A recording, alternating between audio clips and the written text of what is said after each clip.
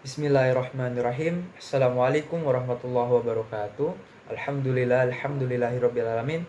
Allahumma shalli ala sayyidina Muhammadin al-Fatihi lima khuliq wal khatimi lima sabaq wa nasiril haqqi bil haqq wal hadi ila siratikal mustaqim wa ala alihi haqqa qadrihi wa miqdarihi al-adim.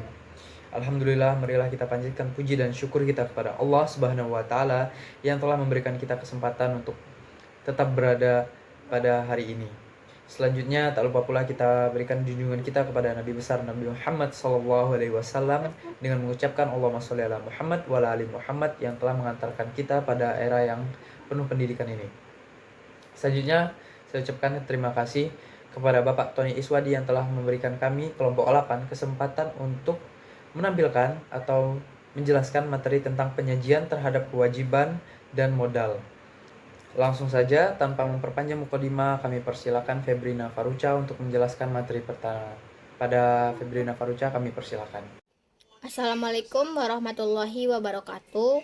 Kami dari kelompok 8 akan menjelaskan materi pemeriksaan akuntansi 2 terkait pengujian terhadap kewajiban dan modal.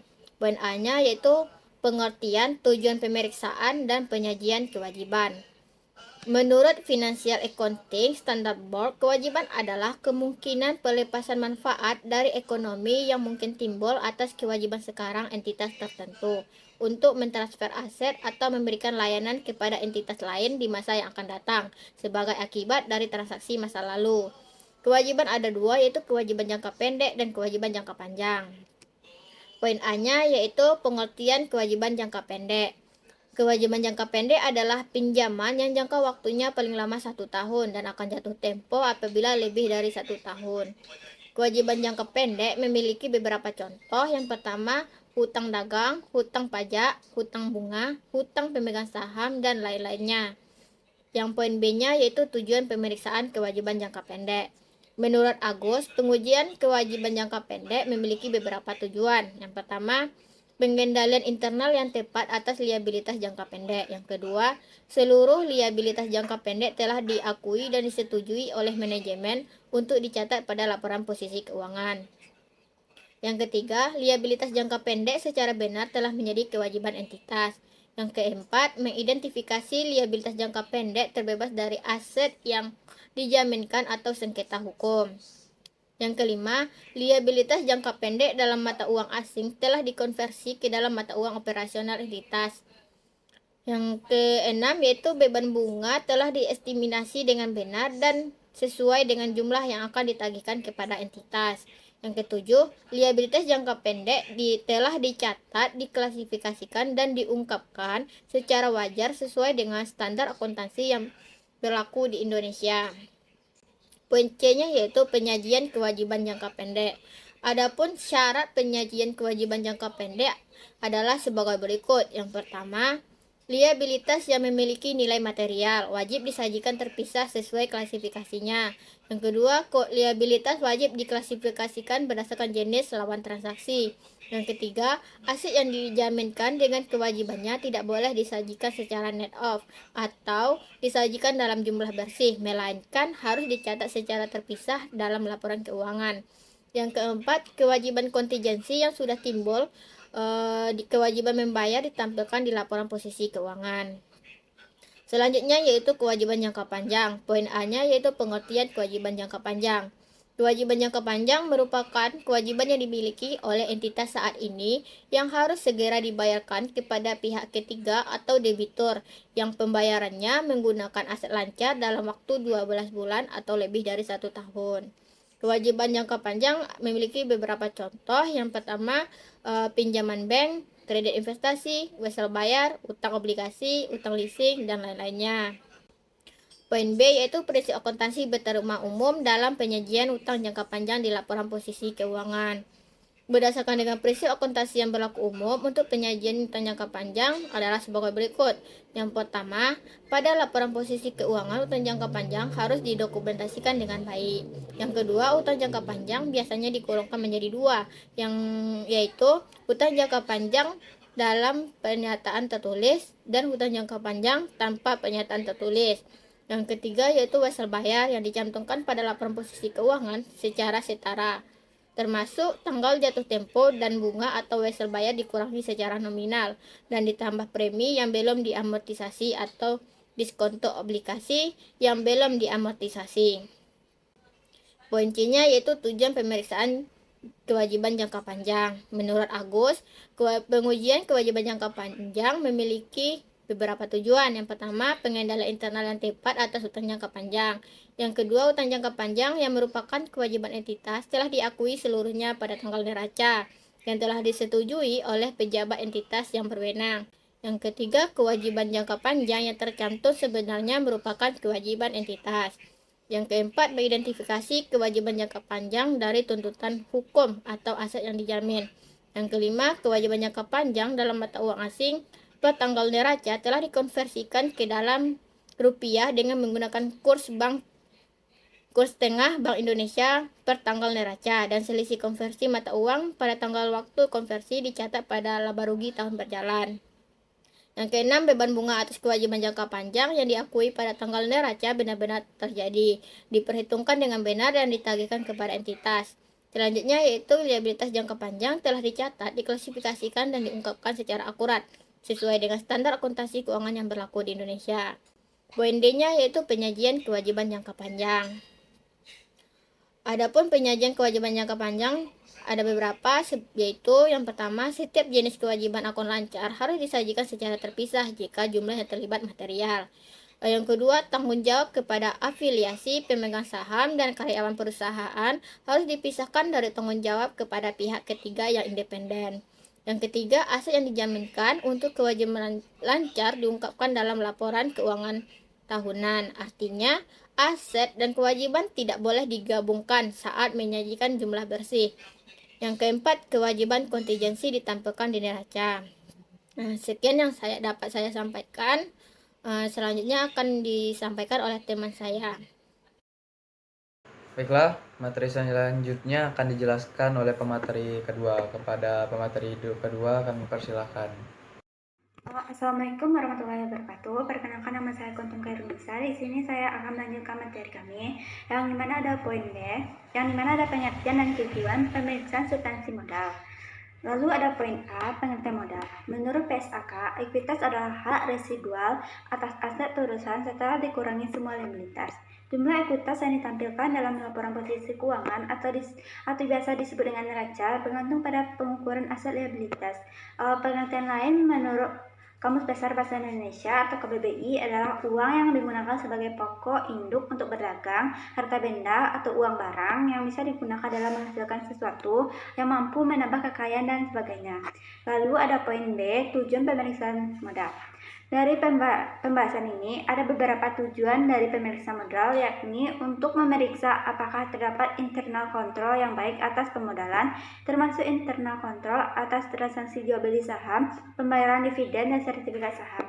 Lalu ada tujuan lainnya, yaitu untuk memeriksa apakah struktur pemodalan yang tercantum di laporan posisi keuangan sudah sesuai dengan apa yang tercantum di akta pendirian perusahaan.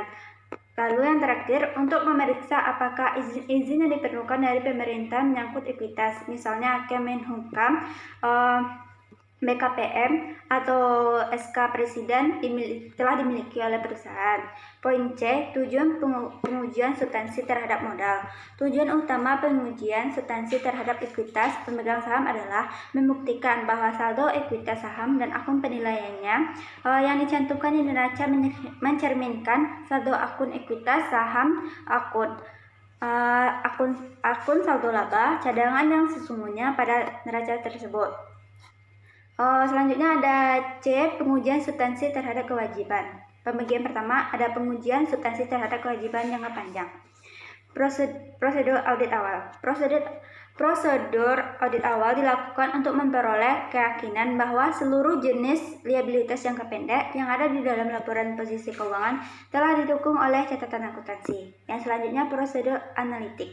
Setelah prosedur audit awal dilakukan, selanjutnya auditor melakukan prosedur analitik yang berfungsi untuk meninjau dan memahami lebih dalam terkait dengan bisnis entitas yang mengidentifikasi area dengan risiko tinggi untuk ditentukan prosedur audit yang sesuai. Lalu di sini ada pengujian terhadap transaksi BC. Pembagian kedua ada pengujian substansi terhadap kewajiban jangka panjang. Di sini ada pembagiannya pula, yang dimana ada A, prosedur audit awal. Berikut ini merupakan program awal audit untuk pengujian substansi atas jangka panjang. Yang B, prosedur analitik. Pengujian selanjutnya adalah setelah melakukan prosedur awal, maka dilakukannya pengujian analitik.